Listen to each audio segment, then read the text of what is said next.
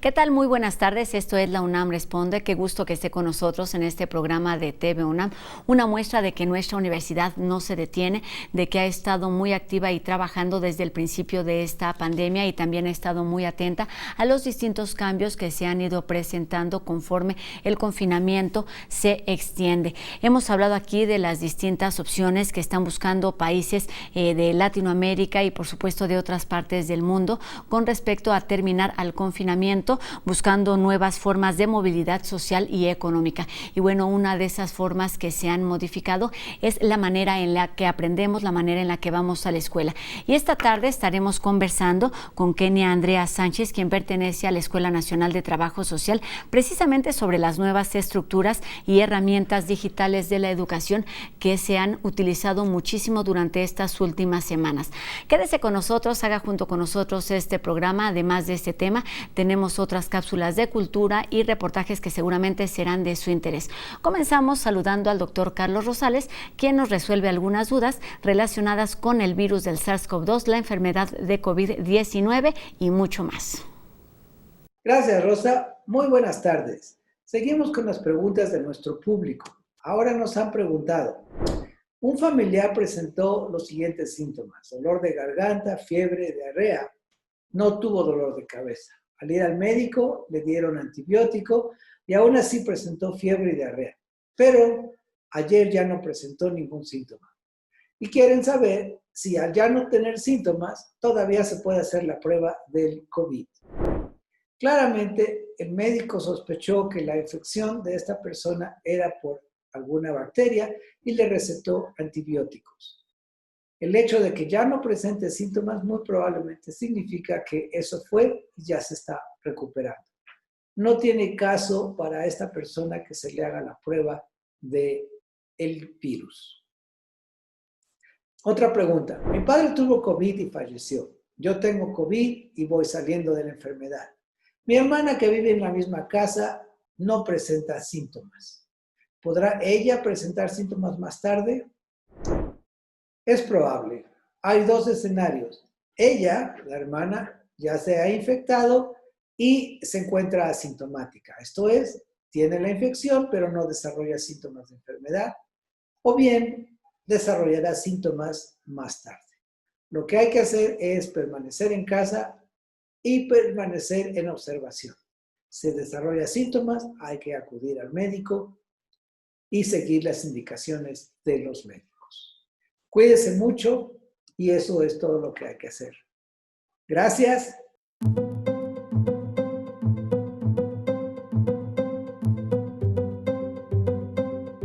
Muchas gracias, doctora Kenia, por estos minutos que nos concede para la entrevista. Le agradecemos muchísimo que nos acompañe para esta emisión de La UNAM Responde. La doctora Kenia Andrea Sánchez es académica de la Escuela Nacional de Trabajo Social, quien nos compartirá algunas de sus impresiones sobre las nuevas estructuras y herramientas digitales en la educación.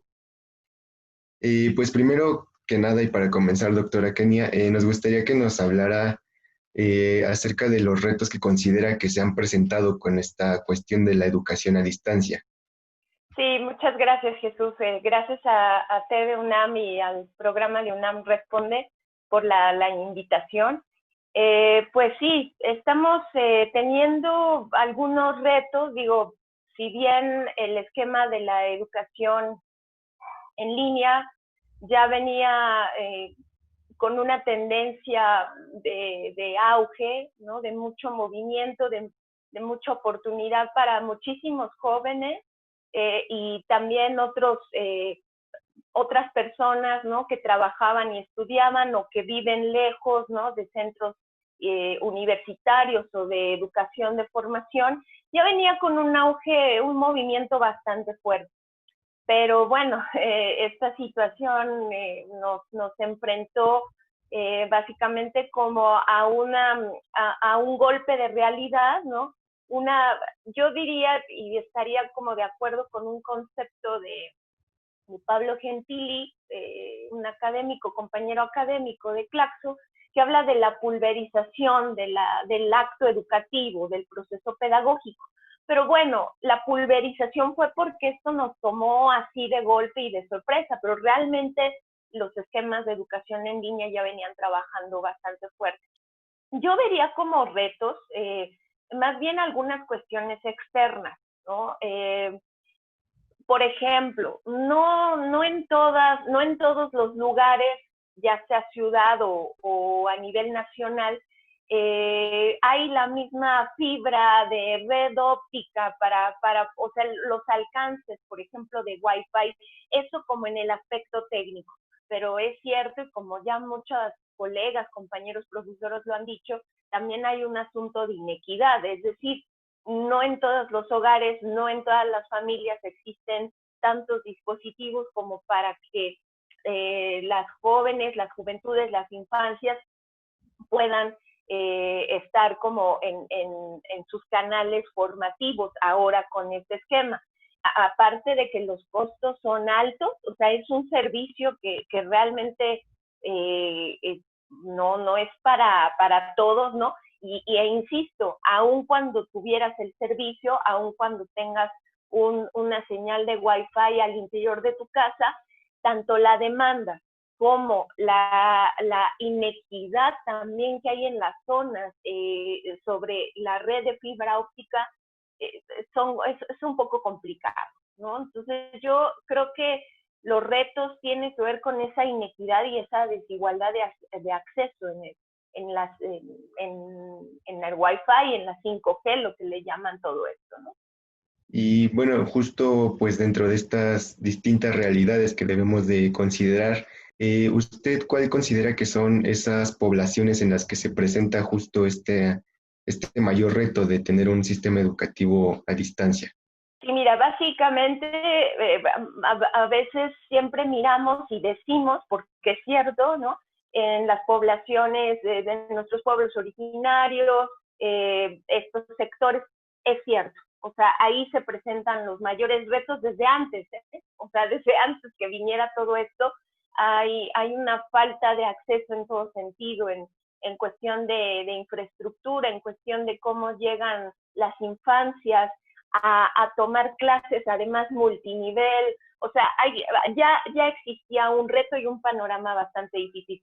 Pero yo te quiero decir que no en todas las poblaciones, aquí mismo en la ciudad, podríamos pensar en una familia como yo bien lo comentaba, ¿no? De clase media, que a lo mejor tiene todos los dispositivos, pero no tiene todo el acceso a la red, ¿no? Todo el paquete, digamos, o la posibilidad que tiene de alcances en gigas, en megas, es reducido. Sí vemos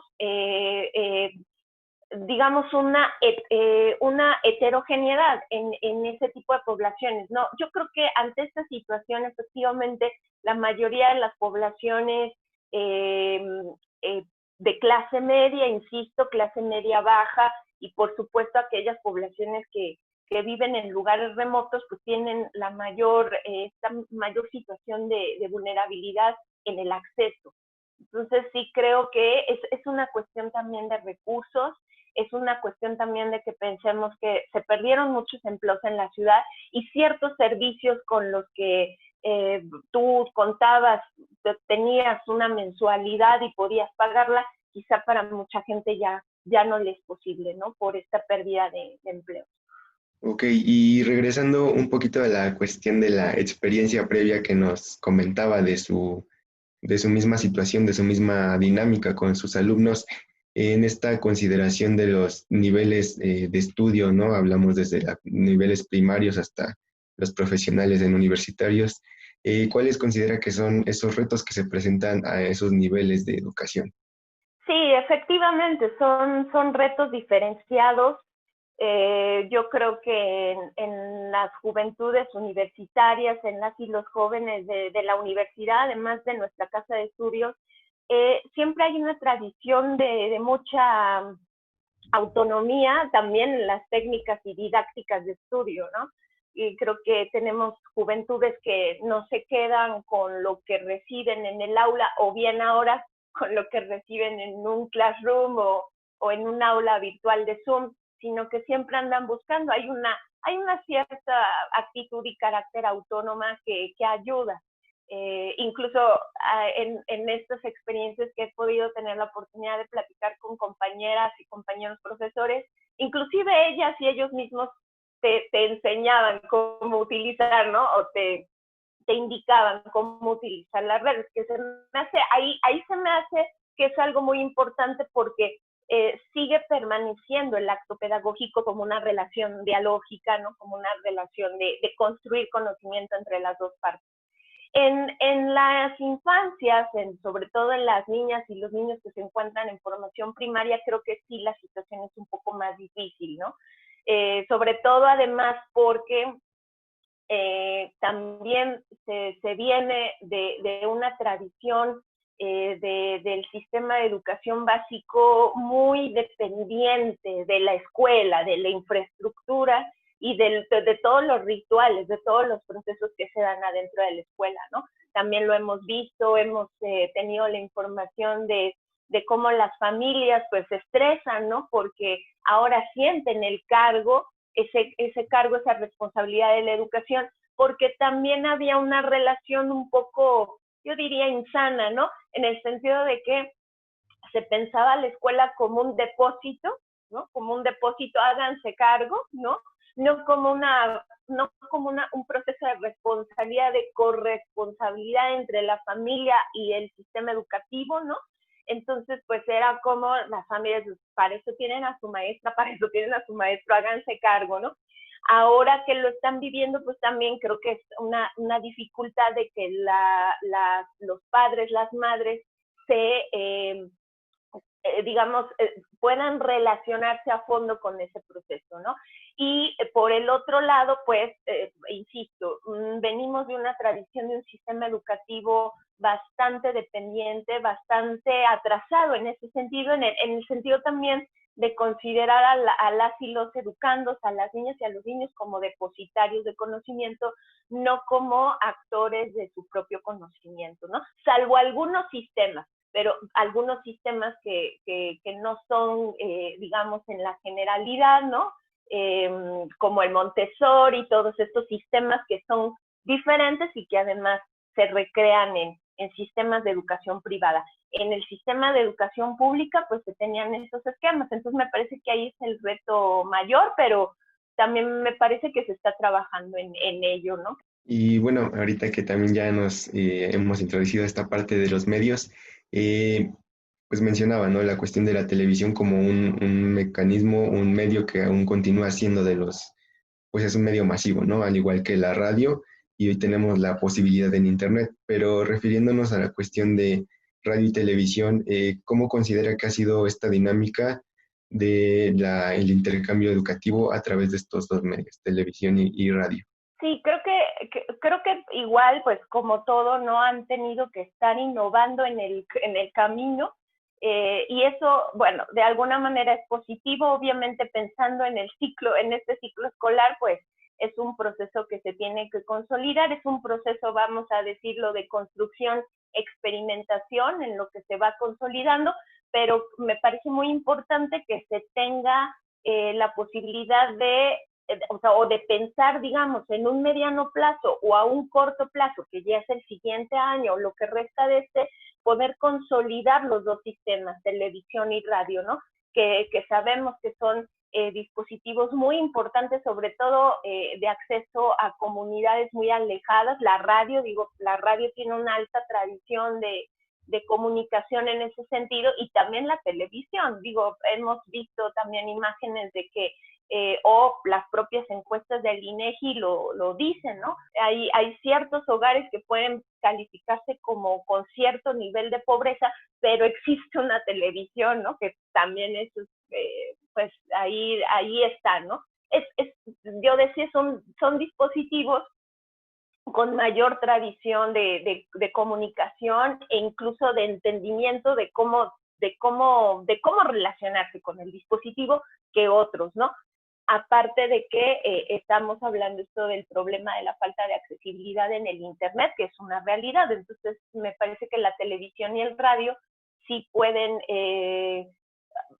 despejar muchísimo de la problemática de accesibilidad, pero yo pensaría que fueran canales integrados, que me imagino que se está trabajando en eso, en la posibilidad también de la administración y manejo de las currículas, para que no haya como confusiones, o sea, cómo organizamos también los conocimientos en los distintos niveles, ¿no? En horarios, en contenidos, que ahí también pues no es nada más una cuestión tecnológica, o sea, es una cuestión también de ahora cómo vamos a organizar y administrar esos contenidos para que sean transmitidos a través de la radio, de la televisión, no básicamente en el libro de texto, que era la mayor herramienta en el aula y la clase, ¿no?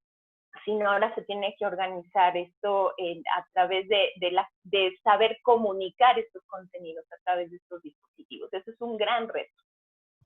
Ahora pasando un poco a la parte de las herramientas digitales, de las plataformas en Internet, ¿considera que son un espacio de mayor comunicación, digamos, de una comunicación más horizontal, de un intercambio más directo? ¿Ofrecen esta posibilidad las plataformas? Ay, qué pregunta, porque yo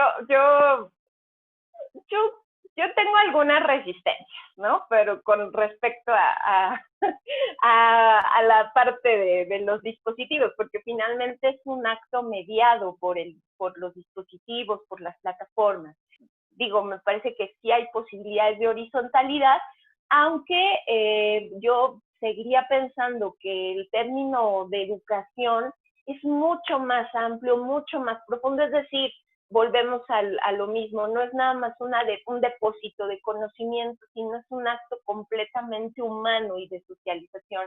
Y en esto pues está el carácter deportivo, el carácter artístico, o sea, hay muchas dimensiones de las que no podemos como tal prescindir del contacto o del acto frente a frente o cara a cara, ¿no? Pero me parece que hay también posibilidades formativas de cómo utilizar estas herramientas de una manera mucho más creativa, mucho más profunda y sin perder este sentido, ¿no? De que podemos generar actos de fraternidad cognitiva, si podríamos decirlo así, y eso es muy importante, yo creo que para ambas partes, ¿no? Tanto para profesorado como para alumnado. Ok, pues doctora Kenia, le vamos a pedir que nos dé solamente unos minutitos para hacer una breve pausa en este programa de la UNAM Responde. En unos minutos continuaremos con la entrevista porque sin duda es un tema que vale muchísimo más la pena seguir explorando. Vale, gracias.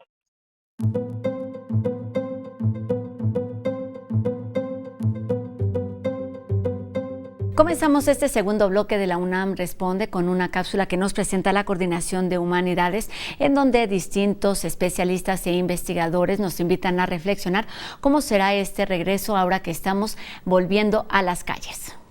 Cuando se abran las puertas. La reflexión de Humanidades UNAM sobre el futuro. ¿Qué tal? Soy Óscar Vadillo y colaboro en el área de educación continua del Centro de Investigaciones sobre América del Norte de la UNAM.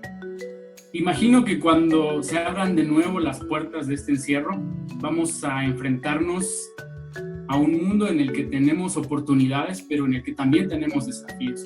Y nuestros mayores desafíos, por ejemplo, van a ser que regresamos a un mundo que ha demostrado que en plena crisis las desigualdades no hacen sino acentuarse.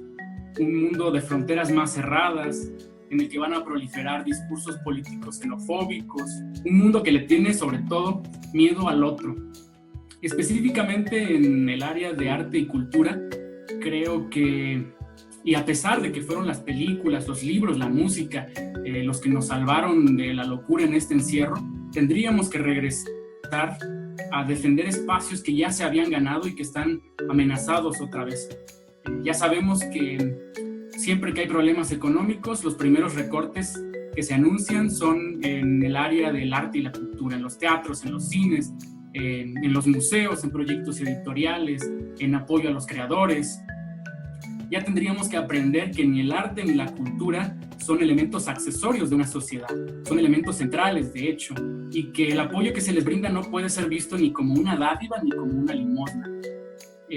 Una crisis de este tamaño tendría que hacernos conscientes no solo de la importancia de las ciencias exactas, de las ciencias médicas, sino también de las sociales y de las humanidades.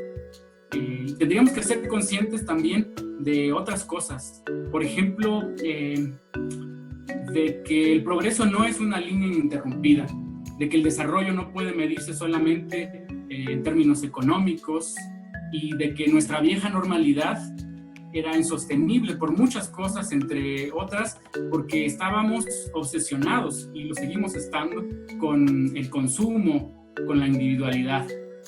Se ha dicho hasta el cansancio que tenemos que reformular después de este confinamiento la manera en que nos relacionamos los unos con los otros y reformular también la relación que tenemos con nuestra naturaleza. Y es cierto, nuestra vieja normalidad era insostenible porque era un mundo en crisis. Hace unas semanas un importante líder religioso nos recordaba que no supimos parar ante la guerra, ante la injusticia, ante el grito de los pobres, ante el grito de un planeta enfermo, y que este mundo era insostenible porque estaba construido sobre contradicciones así de importantes. No podíamos seguir sanos pretendiendo vivir en un mundo enfermo. Y me parece que es muy cierto, así que no deberíamos estar tan ansiosos de regresar a una vieja normalidad, porque esa vieja normalidad era un mundo en crisis. Más bien deberíamos estar preparando nuestro regreso a una nueva normalidad, fruto de una nueva humanidad, en la que dejáramos de normalizar la pobreza, el abuso, la violencia, la injusticia. Me pregunto cómo vamos a lograr eso, pero la verdad es que no sé la respuesta. Lo que sí sé es que las humanidades, las reflexiones que vengan de las humanidades van a ser importantes para responder a esas preguntas, y que tanto el arte como la cultura van a ser espacios importantes de encuentro en esta nueva humanidad. La pregunta de este video es: ¿qué vamos a hacer cuando las puertas se abran? Y me parece que el desafío mayor que tenemos como sociedad es que esas puertas se mantengan abiertas para todas y para todos. Cuando se abran las puertas. Humanidades UNAM, un nuevo nosotros. Enseguida vamos a reflexionar las realidades que están viviendo distintas comunidades vulnerables a partir de la reflexión de Jacobo Dayan, quien es el responsable de la Cátedra de Derechos Humanos Nelson Mandela de nuestra universidad. Se cumplen 6 meses desde que China reportó a la Organización Mundial de la Salud el primer caso de coronavirus. El saldo de la pandemia desde entonces ya es de más de 10 millones de infecciones y más de 500,000 de muertos. Es momento de reflexionar y evaluar lo ocurrido con la pandemia. Más allá de la búsqueda de tratamientos y vacunas, contener el contagio es posible. La pandemia está muy lejos de terminar, y aún más en un ambiente de división política. Lo que sabemos con claridad hoy es que el virus es de rápido contagio y con un porcentaje de letalidad muy elevado. La Organización Mundial de la Salud llama a evitar divisiones al interior de los países. Llama a la unidad nacional y la solidaridad internacional. Esto tiene que ser escuchado por el gobierno de México. Unidad nacional, no polarización desde la más alta tribuna y desde otros espacios políticos. El enemigo común hoy es la pandemia y la crisis económica que viene posterior a ella y que ya está acá. Ese debe ser el objetivo del gobierno y de la sociedad. En el caso de México, además de la crisis económica y la crisis sanitaria, que por cierto son de las más graves en el planeta, habría que sumar la violencia brutal, la impunidad, la desigualdad y la corrupción. La Organización Mundial de la Salud reitera que la crisis sanitaria no debe ser convertida en una lucha ideológica. Así de claro, no debe ser una lucha ideológica. Veremos si los liderazgos de aquí y de otros países actúan con responsabilidad, con una responsabilidad histórica, ya que de ese tamaño es el reto. Buenas tardes. Vamos a ver qué nos preparó Anel Pérez para esta tarde con respecto a Cultura UNAM en Casa. Hola, yo soy Anel Pérez y esto es Cultura UNAM en Casa. En el Museo Universitario Arte Contemporáneo, el MUAC, los niños y las niñas también cuentan. Por eso lanzaron la convocatoria a la dinámica creativa Hagamos un museo, permitiéndonos percibir la visión de la infancia que ahora tiene la palabra. Yo le sugiero y le invito a que continúe viendo toda la programación que tiene el MUAC para todo público, pero hoy toca museo, veremos las piezas increíbles que nos enviaron estos niños. Felicidades a todos ellos. Acompáñenme a ver este video.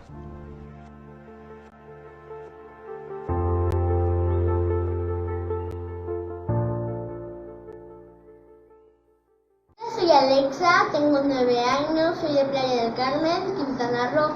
Hoy les voy a enseñar mi dibujo que está titulado con el nombre El corazón de la vida, lastimado pero sigue amando. Es un homenaje para las personas valientes que lo siguen intentando todos los días. Gracias.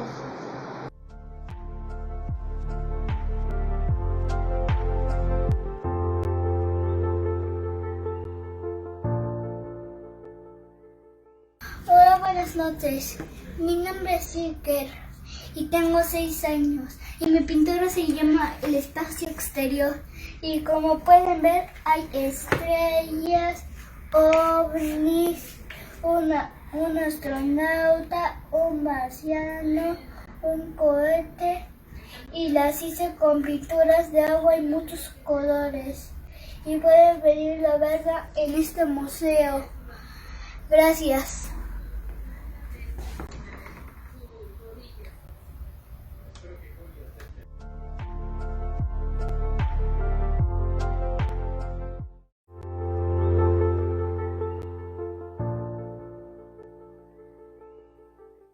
Hola, mi nombre es Frida. Les voy a presentar mi obra de arte. El nombre que le puse se llama Quédate en casa y diviértete. Les voy a mostrar los dibujos que podemos hacer en casa. Aquí estoy yo en mi edificio y esto es lo que podemos hacer dentro de casa. Brincar la cuerda y brincar el avioncito. También podemos hacer ejercicio con mamá o con papá. También podemos leer y hacer la tarea. También podemos ver la tele, nuestras series, películas o caricaturas. Eso es todo por el día de hoy. Gracias.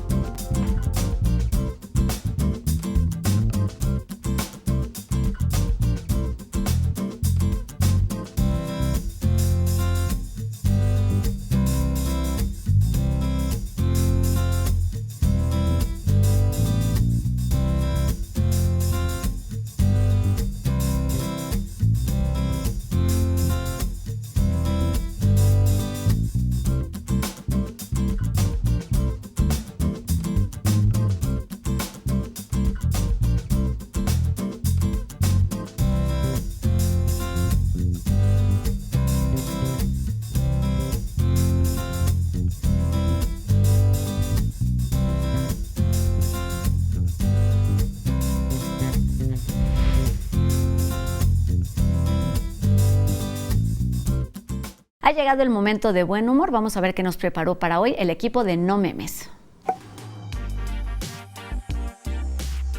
Los entrevistados de hoy en la UNAM Responde están de lujo, ¿verdad? Bueno, pues el equipo de No Memes solo les tomamos un momentito para compartirles un paréntesis de información que, si no cura, pues al menos entretiene.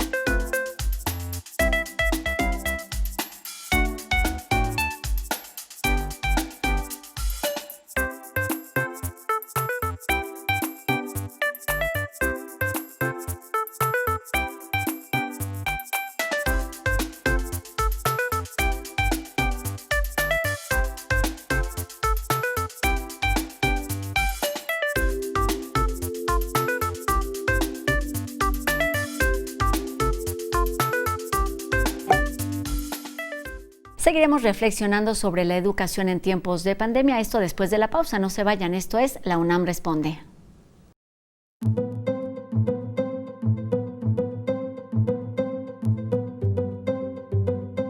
Qué gusto que siga con nosotros aquí en este tercer bloque de La UNAM Responde, y ahora les presentamos otro trabajo que ha preparado el joven equipo de reporteros del programa de En Trending.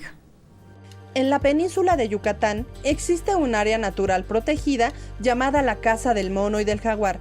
Consta de 5.367 hectáreas que pertenecen a la comunidad de Punta Laguna. Desde hace 20 años, los indígenas mayas crearon un proyecto ecoturístico que es asesorado por investigadores de la UNAM y de otras instituciones del país. Es un grupo interdisciplinario, hay gente trabajando, hay primatólogos trabajando con todo el tema de los monos, araña y aviadores, hay ecólogos trabajando con el tema de plantas, y hay otras personas como yo que venimos más de las ciencias sociales y que trabajamos más con las actividades productivas que llevan a cabo los hogares de las diferentes comunidades. Pues en ese sentido se les ha dado capacitación para hacer todos como las bitácoras de campo, llevar toda la información relacionada con el comportamiento de los monos. Nosotros de alguna manera hemos trabajado muy de la mano con la comunidad, pues, para fortalecer las instituciones locales, en formar esta cooperativa, que sean ellos los que toman las decisiones sobre cómo quieren llevar a cabo el negocio y qué quieren hacer con su negocio de ecoturismo. Además de asesorías en el desarrollo de la apicultura, la producción de carbón y el comercio de artesanías, evalúan cómo funciona el proyecto de conservación del mono araña. Se vio cuál era la capacidad de carga en términos de los grupos de turistas que podían acompañar o ir por los senderos a ver a los monos, y que no tuvieran un impacto de entrada, pues que no ahuyentaran a los monos, porque pues, es su principal atractivo turístico, y al mismo tiempo que no impactaran el comportamiento de los animales, en la medida en que se trabaja con las organizaciones, con cómo la gente está organizada y cómo se fortalece esa organización, sobre todo para enfrentar, digamos, a pues, grupos que tienen intereses económicos legítimos, pero que pues tienen más fuerza en términos económicos, ¿no? En la medida en que te encuentras una comunidad fortalecida, entonces pues, la negociación es más de tú a tú. En la Casa del Mono y del Jaguar también se practica rapel en cenote y tirolesa. Existe un sitio arqueológico y un museo comunitario que en estas vacaciones recibirán a pequeños grupos de turistas con la aplicación de todas las medidas de higiene requeridas. Si se encuentran cerca de Yucatán, pueden acudir a esta reserva ecológica que ha crecido gracias a los aportes de los científicos de la UNAM y de otras universidades del país.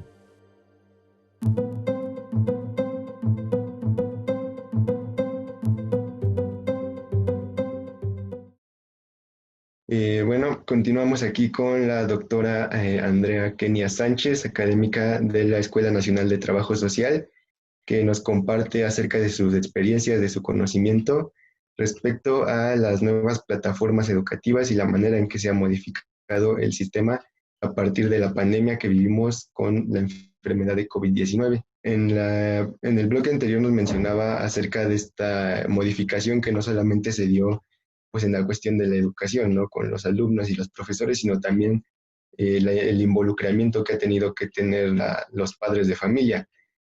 Pero considerando que también ellos tienen este confinamiento en casa y otras actividades, ¿no? Su trabajo, sus ocupaciones laborales y domésticas, ¿qué tanto se ha complicado esta colaboración a partir de la pandemia que vivimos? Sí, sin duda tocas otro rasgo, digamos, de esas dificultades, que es la parte de dentro de la organización familiar como tal. O sea, esto vino a irrumpir la vida cotidiana, tanto laboral como familiar, de todas y de todos. Y efectivamente esta cuestión de organización de los espacios, organización de los horarios, decía yo, ¿no? Que aunque una familia que haya podido tener, todavía mantener su trabajo, tener su salario asegurado, pues la demanda del uso de datos o del uso de la capacidad que tengan de señal interna de Wi-Fi. Está el papá trabajando en un home office, la mamá también, las hijas y los hijos en la parte de la escuela, pues es complicado. Yo creo que ya existía también un panorama bastante, yo diría difícil, ¿no? Un poco también son parte de los estudios que he hecho ahí dentro de la Escuela Nacional de Trabajo Social. Lo dicen algunas cortes, algunas cartas de jurisprudencia de la Corte Interamericana de Derechos Humanos en cuanto a que ya había dificultades si analizamos la convivencia familiar o de las familias latinoamericanas, el asunto de la convivencia, ¿no? Porque no pensada la convivencia como un proceso feliz, sino eso, convivencia, cómo se estructuran los procesos de cohabitación, de poder organizar los espacios, ¿no? Obviamente se trabaja mucho el tema de la violencia, como digamos el problema o la antítesis de lo que sería la convivencia. Entonces sí, hay una situación muy difícil en cuanto a que las familias también entiendan y puedan asumir la reorganización que esto les implica. Pero ahí hay pues algunas herramientas, pues básicamente también se tienen que priorizar algunos asuntos o procesos, ¿no? Dentro también de las familias o los papás se dedican, digamos, a trabajar o le dan chance a las niñas y a los niños primero y se organizan, ¿no? Esto también, fíjate, nos lleva a un tema importante porque aun cuando aquella clase trabajadora esté haciendo home office o tenga la oportunidad, quienes la tienen, de hacer el famoso trabajo, teletrabajo o home office, ahí también hay una cuestión de derechos laborales bien importantes, ¿no? Que también pues ahí hay cierto estrés, hay ciertos temas que deben de hablarse y que deben de estar regidos por una norma que existe hace prácticamente ya 8 o 6 años, que es la norma laboral número 25, que permitía o que dicta la flexibilización laboral para poder fortalecer los procesos de convivencia familiar o convivencia democrática al interior de la familia. Casi nadie la conoce, casi nadie habla de eso y las empresas están obligadas, digamos, a generar ciertos espacios de flexibilización para poder tener esta convivencia familiar. Eso en vista de la norma que se hizo en 2012, si no mal recuerdo, pero ahora en estas circunstancias de situaciones llevadas por el coronavirus, que a veces son situaciones llevadas a límites, pues debe de existir un mayor criterio y cumplimiento de esta norma. Hemos visto que existe pues información, colaboración desde diferentes ángulos académicos, ¿no? Obviamente la cuestión de la medicina, de la enfermería, pues ha tomado relevancia, pero desde la parte de las humanidades, de las ciencias sociales, nos gustaría conocer desde su campo laboral del trabajo social, cuáles son esas aportaciones, esos estudios o esas investigaciones que están realizando y las aportaciones sociales para apoyar en estos momentos de pandemia. Sí, mira, Jesús, pues yo creo que somos también una profesión, importante. Yo creo que todas las profesiones de corte social están tomando o van a tomar también en el futuro bastante relevancia. Aunque en el campo disciplinar, ahorita el trabajo social está teniendo un protagonismo al interior de las instituciones hospitalarias, obviamente en estos procesos de comunicación, mediación con las familias, inclusive en temas muy profundos como la parte del duelo, ¿no? También hay una parte del trabajo social que me parece que tenemos que volver a ella y tenemos que rescatar, que es la parte de la prevención. yo te puedo compartir también, aparte de que soy profesora de trabajo social, coordino el Centro de Investigaciones y Estudios Sociodeportivos, y a partir del centro generamos una propuesta para poder trabajar con las familias que parte de 3 ejes: el cuidarse, el cultivarse y el convivir, ¿no? Obviamente cuidarse con todo este aspecto que tenemos que trabajar de manera preventiva, de volver a poder establecer la conciencia de la alimentación, de qué es lo que consumimos en nuestra vida diaria. En la dimensión de cultivarnos, pues todo el aspecto artístico y deportivo que pensamos que las familias no tienen una oportunidad, sino es que son privilegiadas, pues no tienen oportunidad de hacerlo. Y lo que queremos lanzar nosotros como mensaje, pero también como proyectos de actuación, es que es muy importante que al interior de las familias se tome conciencia de la importancia lúdica de la convivencia, y que a partir de ese aspecto lúdico de la convivencia, que toca aspectos artísticos y que toca aspectos deportivos, pues se pueden también poder fortalecer la tercera dimensión, o digamos estas dos de cuidarse y cultivarse, fortalecer el aspecto de la convivencia, ¿no? Como esta parte de componentes que se tienen que reeducar a nivel preventivo con un proceso de trabajo social familiar muy importante. Creo que ahí tenemos que tener mucha más incidencia. La estamos teniendo en algunos proyectos, ¿no?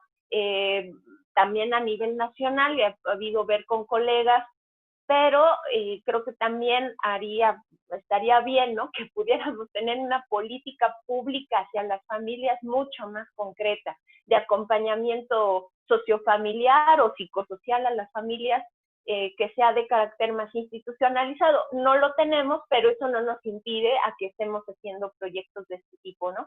Me parece que ahí eso es lo importante. Y por supuesto la actuación que están teniendo los colegas al interior de las instituciones hospitalarias, que es de otro orden, ¿no? También en la cuestión de la gestión, en la gestión de acceso a servicios de salud. Pero este aspecto preventivo me parece que a mediano y largo plazo va a ser una de las aportaciones más importantes que podemos hacer desde el trabajo social. Esta nueva normalidad nos va a traer que solamente en semáforo verde va a poder regresar la actividad a las escuelas de manera presencial.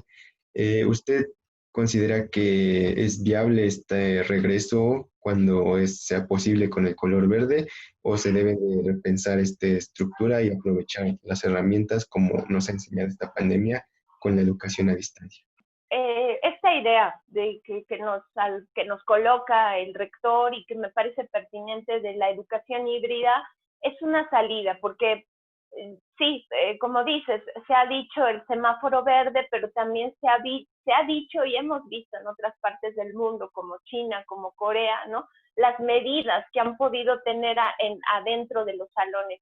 Pero en la UNAM, somos la Universidad de la Nación y la máxima casa de estudios del país, estamos hablando de que en una clase pueden haber hasta 150 alumnos en algunas facultades que tienen mucha población y que tienen mucha demanda. Entonces, me parece que sí es importante que consideremos este modelo de educación híbrida, y también no quiero perder la oportunidad de decir que es la oportunidad también para que las instituciones puedan darle garantía a una máxima de el enfoque de los derechos humanos en términos de la protección de la vida humana, que es esto del principio pro persona, ¿no? Me parece, y ha habido voces, ¿no?, de la UNAM muy destacadas, no quisiera nombrarlas, pero han estado en medios sacando estudios muy importantes sobre la importancia del uso de tapabocas, por un lado, y en segundo, la importancia de hacer pruebas, más y más pruebas. Me parece que una condición que tendría que haber para el posible regreso, Jesús, tendría que ser la consideración de que se hagan pruebas en la comunidad universitaria.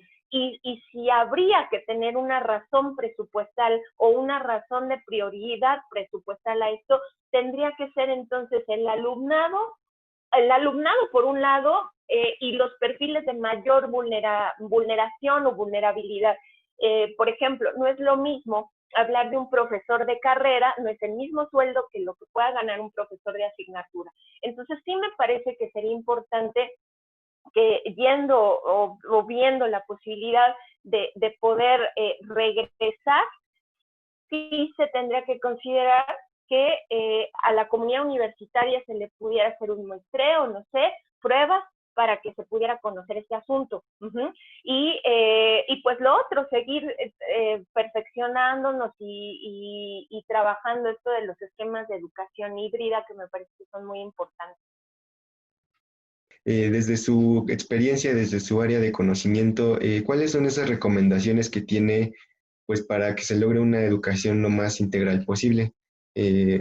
Ahora sí que, ¿cuáles son esas recomendaciones que usted nos podría dar?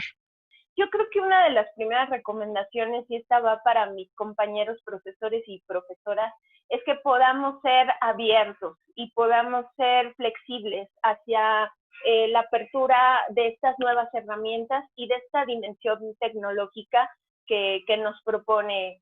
Yo creo que el acto humano, el acto educativo, ahí va a estar presente, aunque esté mediado por algún dispositivo, y de nosotros también mucho depende que no solamente tengamos creatividad, sino tengamos apertura para poder establecer o seguir estableciendo pautas que refuercen esa humanidad, ese acto de socialización que vemos en el acto educativo.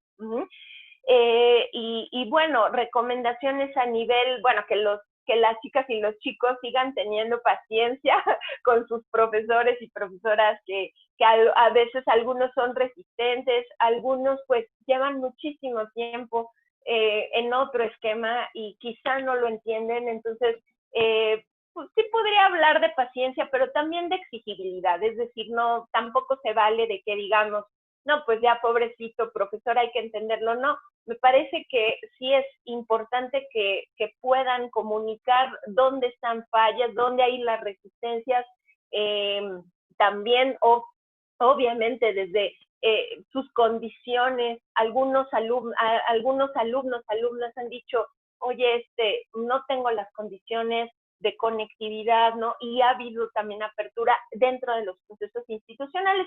Esa sería mi tercera recomendación dentro de las instituciones, que podamos comprender las diferentes situaciones de múltiple desigualdad que hay, de una heterogeneidad y diversidad de nuestra comunidad universitaria, para que los procesos también de acreditación, de calificación, de todo esto que implica también el asunto del proceso de las clases, pues no se vea entorpecido y no se violen tampoco derechos universitarios y derechos humanos, ¿no? Ahí las instituciones deben de estar, aparte de abiertas, de flexibles, muy vigilantes. Y por parte de las comunidades, tanto profesorado, alumnado como trabajadores, tener esta paciencia y esta comunicación siempre, y de podernos retroalimentar y podernos reconstruir a partir de esta nueva situación. Pues doctora Andrea Sánchez, muchas gracias por estos minutos que nos ha concedido. Gracias por su participación. Gracias a ustedes y un abrazo. Cuídense. Muchas gracias. Pues nosotros continuamos aquí en La UNAM Responde. Enseguida Majo Gallardo nos presenta un consejo más para cuidar nuestra salud. Un alimento tan controversial, prohibido y amado por todo el mundo, el chocolate. ¿Quién no ama el chocolate? Pero siempre hemos sabido que el chocolate está prohibido en las dietas y que no puede consumirse. ¿Pero qué crees? El chocolate es un superalimento, pero todo va a depender de la calidad de este. No es lo mismo que te comas un chocolate lleno de caramelo o leche o relleno de nuez o galleta, a que comas un chocolate amargo o de 80% cacao para arriba. El chocolate amargo es una excelente fuente de antioxidantes, el cual va a evitar el estrés oxidativo en las células. ¿Qué quiere decir? Que va a ayudar a atrasar el envejecimiento de las células. También es rico en magnesio, evita picos de insulina debido a que el cacao es una excelente fuente de grasa buena. Y lo más importante, mejora el estado de ánimo, ya que eleva los niveles de serotonina, la cual es conocida como la hormona de la felicidad. Así que si te sientes triste o necesitas algo para alegrarte, consume un cuadrito que son aproximadamente 30 gramos de chocolate amargo o negro una vez por semana. Tu mente, tu cuerpo y hasta tu antojo te lo van a agradecer. Recuerda que me puedes encontrar como Numa Nutrición en Facebook e Instagram y mi nombre es Majo Gallardo, nutrióloga clínica y deportiva. Nos vemos pronto. Con esto terminamos un programa más. Recuerde que tenemos una cita en nuestra retransmisión hoy 6:30 de la tarde y mañana a las 2:30 de la tarde por TV UNAM. Aquí nos vemos. Adiós.